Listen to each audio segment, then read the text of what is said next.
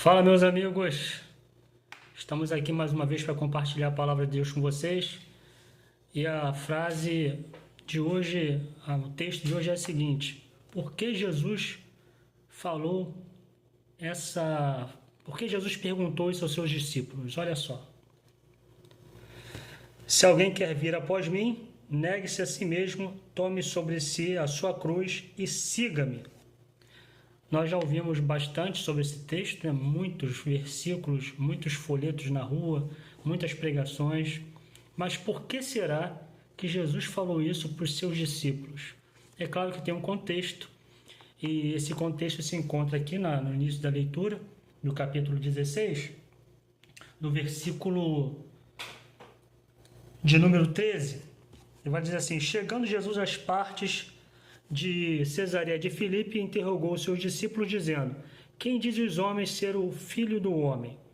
E eles disseram: uns João Batista, outros Elias, outros Jeremias e outros um dos profetas. E disse-lhe ele: E vós, quem dizeis que eu sou?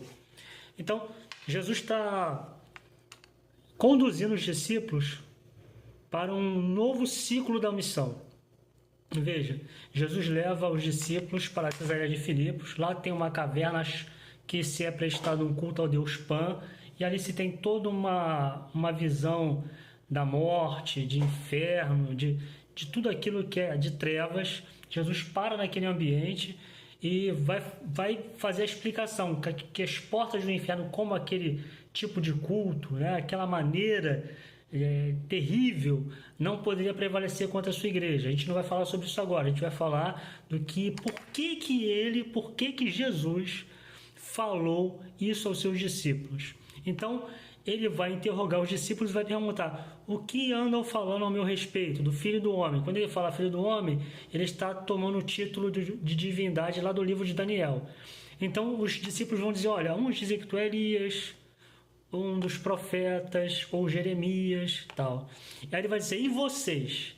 Quem dizem que eu sou? O que vocês estão dizendo? O que vocês descobriram? Aí nós vamos ter aqui Pedro. E Simão Pedro, respondendo, disse: Tu és o Cristo, o Filho do Deus vivo. Pedro faz uma confissão de fé: Nós temos certeza que tu és a salvação de Israel, aquele que deveria vir.